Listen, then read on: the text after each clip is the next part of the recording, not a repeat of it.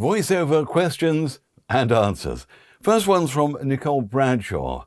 Hi Peter, is cold calling truly vital when it comes to becoming an established voiceover artist? She says, I'm not someone who's able to do cold calling due to my introversion and social anxiety.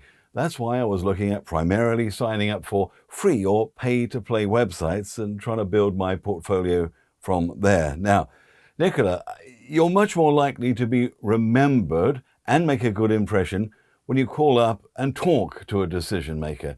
If you use your voice professionally, it should be second nature to talk on the phone. And as long as you don't get the bad luck of calling at a very inconvenient time for the client to talk to you, so you get labeled as an annoyance, a short call will get you on the radar, followed up with an email, of course, with appropriate show reels or links to your work. Now, it may seem a nice, safe option to just stay on voice directory sites and pay-to-play sites, but you will only get a decent regular income when you have a group of clients who like your voice and attitude and will be their go-to person.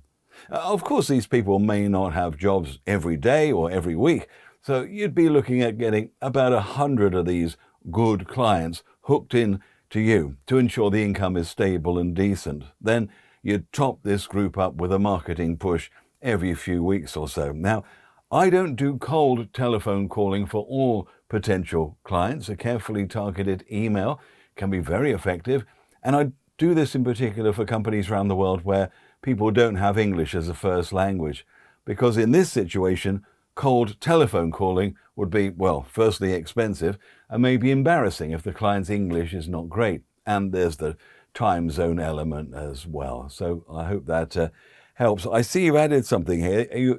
To add another question, Nicole says, do you find it gives an advantage if someone were to email a foreign company using their language instead of English? She says, I'm fluent in Korean, wondering if when contacting a company based in South Korea, the email I would send would be better received if it was in Korean. Let me know. Thank you. Well, yes, fantastic. You see, if you're selling yourself as an English voiceover, yet you're emailing, as you say, a South Korean company, there's nothing wrong at all in sending Korean emails. In fact, it's a great situation. I've worked with many production companies around the world where they've been asked by the end client to produce an English version of the native language video, for example.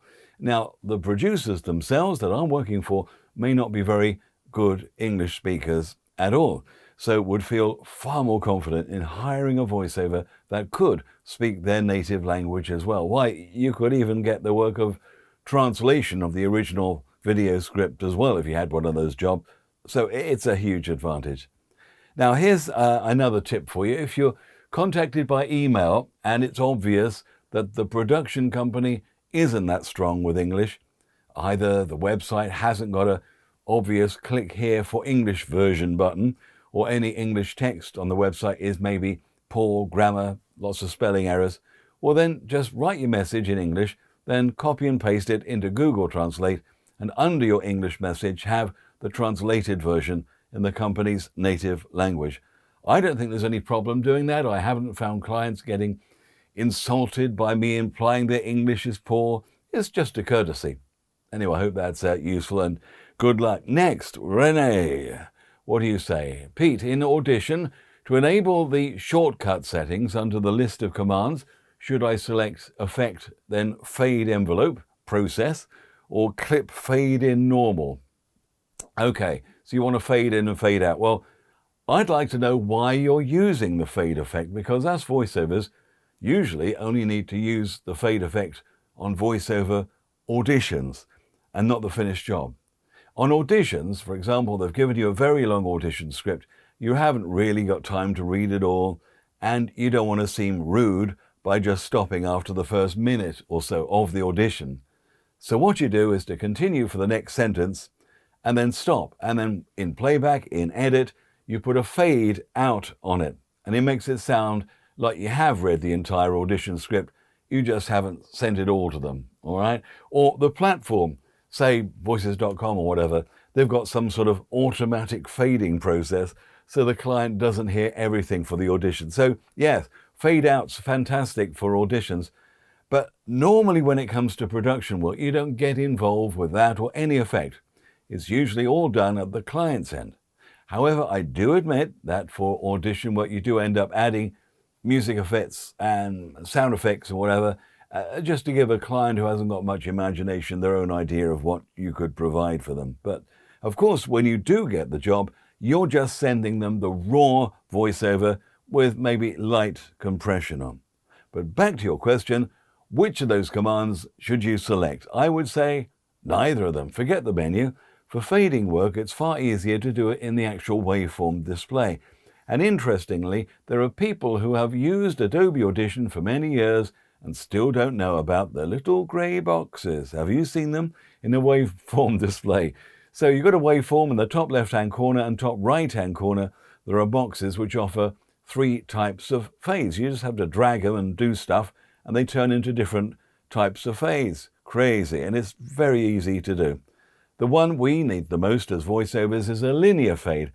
Here you simply grab one of the boxes, drag it to the right for a fade in, or drag it to the left for a fade out. It's as simple as that.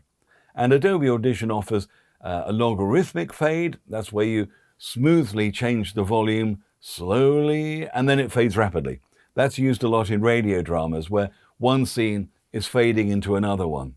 There's also a fade effect which looks like an S-curve. It changes volume slowly, then rapidly, then slowly again, which I've never kind of needed in my life. But if you do want it, you hold the Control or Command button while you drag, and it'll magically happen. So just experiment with the little boxes, because that's the easiest way to do any fade effect in Adobe Audition. Now be very careful though when it comes to saving the original, because once you save it with the fade on, well, you'll never get the original back again. Remember, Adobe Audition and most audio programs, they're destructive methods, and you've lost your original recording. Look, I've got a session to go to, so that's all for now. Got any questions for us at voiceovermasterclass.com? Then post them in the comments below and look out for a future video. Have a good day in the voice booth.